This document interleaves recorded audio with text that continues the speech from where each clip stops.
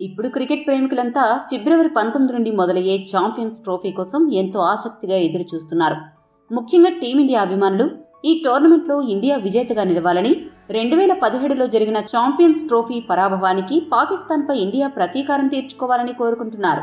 అంతేకాదు, ఈ సిరీస్ గెలిస్తే కోహ్లీ, రోహిత్ వన్డే ఫార్మాట్కి కూడా రిటైర్మెంట్ ప్రకటించే ఆలోచనలు ఉన్నారు.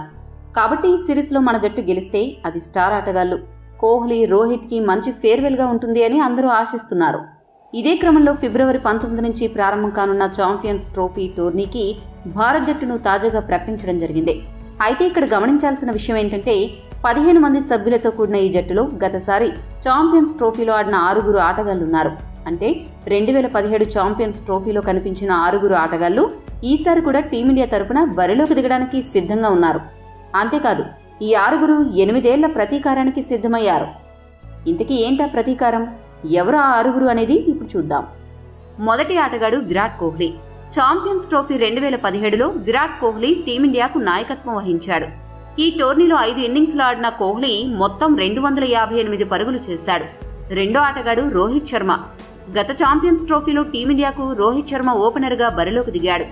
5 మ్యాచ్ల్లో ఇన్నింగ్స్ ప్రారంభించిన హిట్ మ్యాన్ మొత్తం 304 పరుగులు చేసి భారత్ తరపున టాప్ స్కోరర్గా నిలిచాడు. మూడో ఆటగాడు హార్దిక్ పాండ్యా.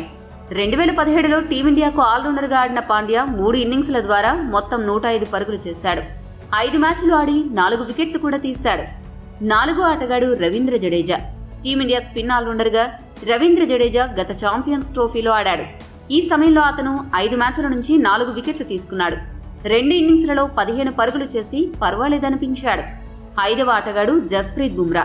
ఛాంపియన్స్ ట్రోఫీ 2017లో జస్ప్రీత్ బుమ్రా భారత్ జట్టు లీడింగ్ పేసర్గా కనిపించినప్పటికీ అతను 5 మ్యాచ్ల్లో 4 వికెట్లు మాత్రమే తీశాడు. చివరి ఆటగాడు మహ్మద్ షమి. మహ్మద్ షమి 2017 ఛాంపియన్స్ ట్రోఫీ జట్టులో ఉన్నప్పటికీ అతడికి ఏ మ్యాచ్లోనూ ఆడే అవకాశం దక్కలేదు. ఇప్పుడు షమి తన తొలి ఛాంపియన్స్ ట్రోఫీ మ్యాచ్ ఆడేందుకు సిద్ధమయ్యాడు.